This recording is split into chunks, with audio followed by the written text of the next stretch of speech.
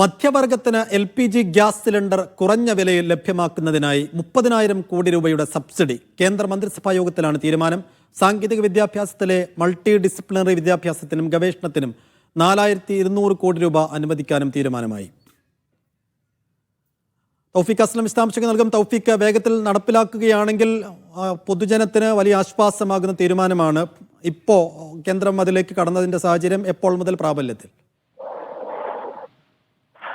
സൈഫുദ്ദീനിൽ നിന്ന് നടന്ന മന്ത്രിസഭാ യോഗത്തിലാണ് ഇത്തരമൊരു തീരുമാനം എടുത്തിരിക്കുന്നത്. മധ്യവർഗത്തിന് LPG ഗ്യാസ് സിലിണ്ടർ കുറഞ്ഞ വിലയിൽ ലഭ്യമാക്കുന്നതിനായിട്ടാണ് 30,000 കോടി രൂപയുടെ സബ്സിഡി ഏർപ്പെടുത്തിയതായിട്ട് സർക്കാർ ഇപ്പോൾ അറിയിച്ചിരിക്കുന്നത്. ഇതിനിപ്പോൾ മന്ത്രിസഭാ യോഗം അംഗീകാരം നൽകുകയും ചെയ്തിട്ടുണ്ട്. കാരണം ഈ LPGയുടെ വില ഇടയ്ക്കിടയ്ക്ക് വർദ്ധിക്കുന്ന ഒരു സാഹചര്യം നിലവിൽ രാജ്യത്തുണ്ട്. ഇതിനെ പിടിച്ചു നിർത്താൻ വേണ്ടിയാണ് ഇത് പൊതുജനങ്ങൾക്ക് ഒരു തരത്തിലും, അതായത് ഈ മധ്യവർഗത്തിനെ ഒരു തരത്തിലും ഈ വിലവർദ്ധനവ് ബാധിക്കാതിരിക്കാൻ വേണ്ടിയാണ് ഇത്തരമൊരു തീരുമാനം കേന്ദ്ര സർക്കാരിന്റെ ഭാഗത്തുനിന്നുകൊണ്ട് ഉണ്ടായതെന്നാണ് ഇപ്പോൾ അശ്വിനി വൈഷ്ണവ് വാർത്താ സമ്മേളനത്തിൽ ഇപ്പോൾ അറിയിച്ചിരിക്കുന്നത്.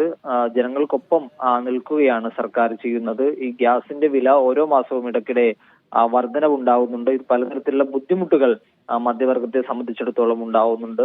ആ ബുദ്ധിമുട്ട് ഒഴിവാക്കാനായിട്ടാണ് ഇപ്പോൾ ഇത്തരത്തിലൊരു 3,000 കോടി രൂപയുടെ സബ്സിഡി ഏർപ്പെടുത്താനായിട്ട് കേന്ദ്ര സർക്കാർ തീരുമാനിച്ചിരിക്കുന്നത്. അത് ഉടൻ തന്നെ പ്രാബല്യത്തിൽ വരുമെന്ന് കൂടി അശ്വിനി വൈഷ്ണവ് അറിയിച്ചിട്ടുണ്ട്. തൗഫീഖ് അസ്ലമാണ് ദില്ലിയിൽ നിന്ന് വിശദാംശങ്ങൾ നൽകിയത്.